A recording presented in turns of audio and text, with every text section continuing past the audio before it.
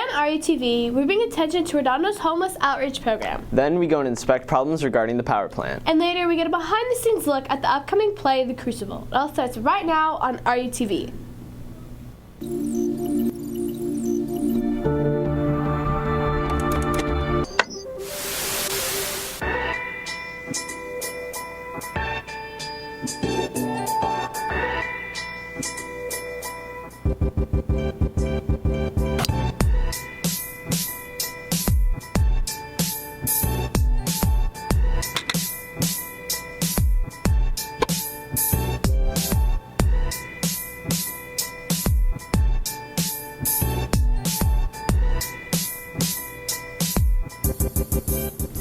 Good morning, Seahawks. Today's November 22nd. I'm Eden Saylor. And I'm Bella Hines. Today we're taking a deeper dive on the RBPD Homeless Outreach Program. You know, Bella, isn't it interesting that Redondo used to be the only city in the South Bay that had an outreach program for the homeless, but now it's inspiring others to do the same? You know, I didn't know that, but what I do know is that homelessness is definitely a growing concern in the South Bay.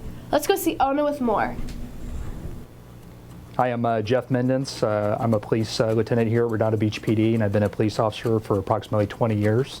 And I've been assigned to community services and our homeless outreach program for about 3 years now. So to give you a little context about the history of our program, in 2012, the city manager asked numerous departments in the city to put together a task force to address homelessness, and they compiled a list of what our goals would be. And the main goal or the focus of the plan was to partner with people that were already providing homeless outreach services. So that's what we did. I've been a police officer for 30 years, been working at the Redondo Beach Police Department for about 20 now. My function is that the department is the quality of life officer, which means that I deal with the homeless. One of the things that I do is that I deal with them in an outreach manner. And what I mean by outreaching is I will go out there and contact them and see if there's any services that I can provide them. A second way that I deal with them is on a mental aspect. I have a clinician that rides with me, and we'll go out there and evaluate them to see if they need any kind of mental help. People, it's a humanitarian crisis, not a housing crisis necessarily, and the solutions vary, and there's really not a consensus about what we should do. I think when you look at the problem, you start to break it up into different components and take a look at the things that need to be addressed. I think that's one where there can be a consensus that the people that are experiencing serious mental illness conditions are the most in need. One interesting thing that I've learned in my travels and really immersing myself in homelessness and what that looks like in the outreach community, so that when you issue someone a citation for an offense, the conversation is, let's go talk to the judge together and have them direct you to work with this service provider to help get you the assistance you need to get you off the street. I think the biggest misconception is if it's a family and involves young kids, that they think that we're going to take their children away. And we're not there for that. We're there to help them get off the street and get out of their car and get them in shelter. Is one, don't give them money, don't give them food. If you want to do those kind of things, donate to a local organization, and that will help us out tremendously. On the topic of community problems, the state of California is trying to block Redondo Beach from tearing down the power plant by our school. Reporter Hannah got to go and investigate. If you've ever been to Redondo Beach, then I assume you've noticed the massive metal plant obscuring the view of our beaches. With the fight to remove it spanning many years, I sat down with Redondo Beach's Mayor Brand for an update on the future of the power plant. So now that the plant is permanently retiring and going away, the vision that has emerged, and we had an advisory vote in 2005, was for as much park space as possible. So that's been my goal, along with many other people in Redondo, is to maximize park space down there without costing the city money. In fact, making the city money. We think this will upgrade the community, make it a more livable community, and actually bring more money into the city.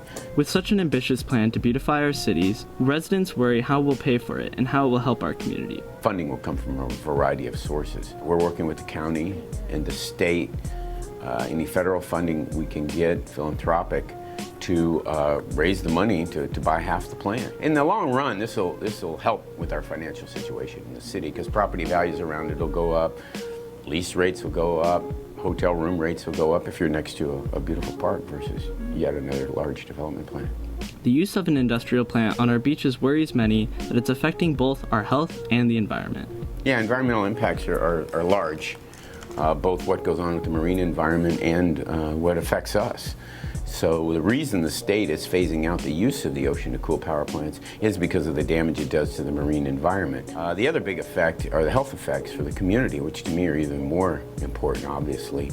But the power plant emits many different types of noxious chemicals. So the state and other agencies have taken a big interest in retiring these large fossil fuel power plants in densely populated areas when they can. Since we've had plans to tear down the plant, many want to know when we'll actually see it happen.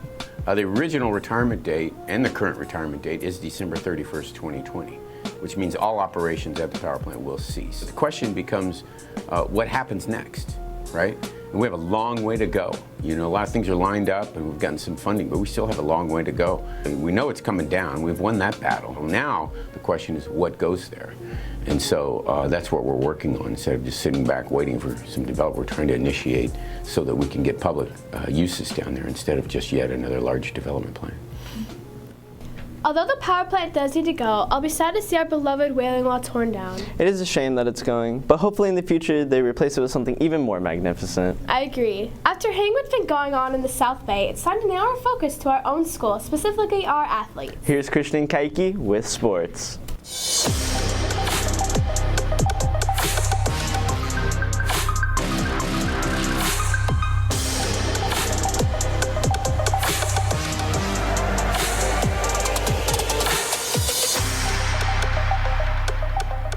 Hey, I'm Christian Thomas. And I'm Kaiki Godoy, and welcome to Seahawk Sports. 2 weeks ago, our football and boys water polo team seasons came to a close with defeats in the early rounds of the playoffs. Water polo had a narrow 11-7 loss to Westlake, while football had a low-scoring 16-3 loss against Kaiser. Congrats on your accomplishments this season, and good luck next year, boys. Girls volleyball sadly lost to Mater Dei in the state quarterfinals in a close game that went down to 5 sets. Even though they lost, they should be proud of their accomplishments this season, as they beat Mater Dei in the CIF Southern Section finals in front of a huge crowd at Cerritos College, winning CIF. After the 4-set victory, Christian and I caught up with standouts Lauren Osborne and Maya Hart. I'm here with outside hitter Lauren Osborne. Lauren, what do you think the key for tonight's win was? I think our love for one another was key. That's what Chafin's wanted us to focus on. Our energy really hyped this up, and I think Maya really changed the game when she came in. Hey, this is Christian Thomas. I'm here with senior outside hitter Maya Harvey. You came in the third set, made a big impact. What do you think you did in this game today?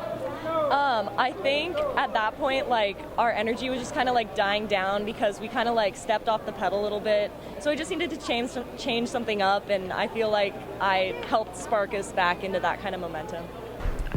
Monday marked the start of our boys basketball season. They started out the season strong with a win versus Southeast. They hope to run the table while having a goal to win Bay League for the 8th straight year.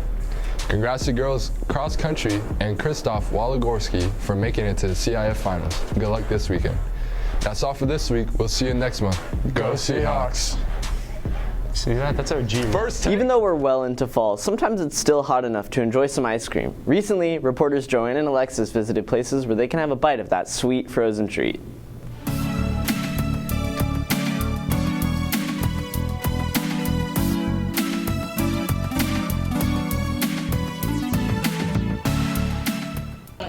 I'm Julian. I'm Kinthy. I'm Natalie. And this is tasting time. We're gonna be tasting some ice cream.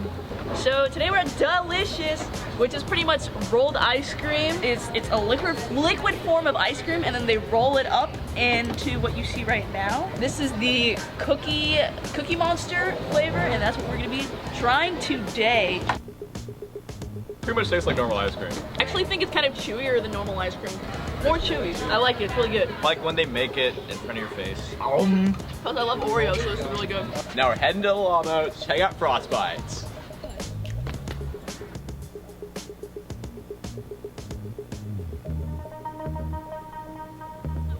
We just got back from Frostbites. Oh! Oh, that's scrumdiddlyumptious. And we had the best service ever from these guys. They were so nice. And they played guessing games with us. It was really fun. They were nice. So we're playing a game of guess the flavor combination. That is a push pop. I guess that all Now we're headed to Manhattan Beach Creamery to try some spaghetti-shaped ice cream. Natalie had to dip, but that's not going to stop us from trying some ice cream. Yeah, so we're going to try some spaghetti-shaped ice cream at Gelato and Angels. Let's go.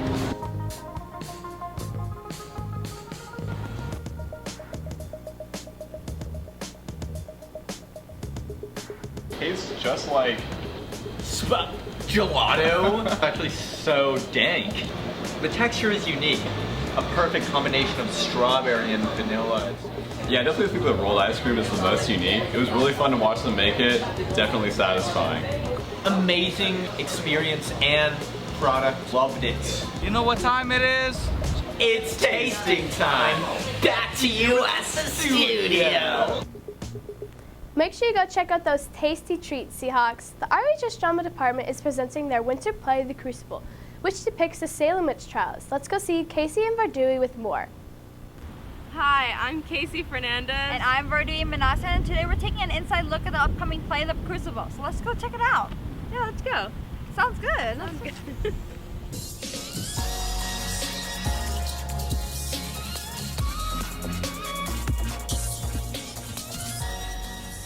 Okay, hi, I'm Zoe. I'm the costume designer. I'm Nina, and I'm the wardrobe master. And basically for this show, we're the two people, with the help of our crew, who put together all of the costumes. Each of the characters have sort of an individual detail or color assigned to them, and so we sort of build off of that for all of their costumes. Certain costumes definitely take longer to make than others. For example, we have some dresses that we're making entirely from scratch, but then some of them are just alterations, which means you have a dress or a costume piece that you already have and you just have to make it fit and change it up.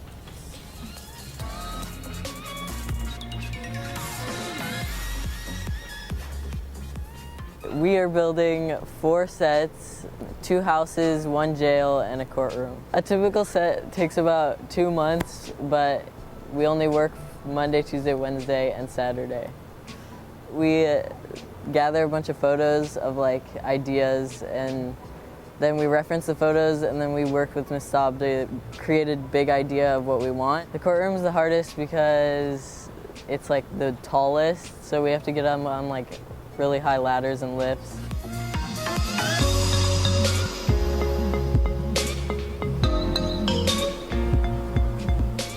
Hi, I'm Jason Young and I'm playing John Proctor. Hi, I'm Cindy Meyer and I'm playing Elizabeth Proctor. And I'm Ashley Lopresto and I play Abigail Williams. We have been rehearsing for about 2 months. We get a calendar and the calendar shows which scenes we're working on. So at home we look over the scene just to get an understanding of it. As for individual preparation, character preparation for this show, because it is such a dramatic show and such a long show, it takes a little bit more mental preparation.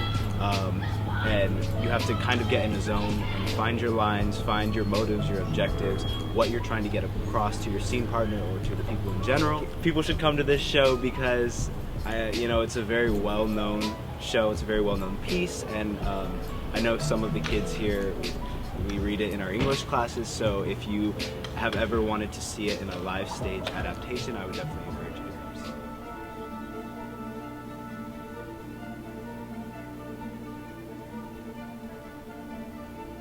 Wow, it really looks like this show's gonna be a great one. They've been putting in so much hard work into this play. I think all of these seats should be filled on show night. I'm Casey Fernandez. And I'm Vardui Manasian. And back to you guys in the studio. Seahawks. Well, I can't wait to see all of our fellow Seahawks in this year's winter play. I know. I'm excited just to learn about all the history behind the play as well. I've already bought my ticket, Seahawks, so make sure to get yours from a cast or crew member until December 5th at 3:30 for $8 or buy one at the door for $10. Remember, The Crucible will be showing in the RUHS Auditorium on December 5th through 7th at 7 p.m. and our morning matinee on December 8th at 2 p.m. Well, that's all for this week, Seahawks. I'm Bella Hines. And I'm Eden Saylor. Have a great Thanksgiving break and keep on soaring, Seahawks!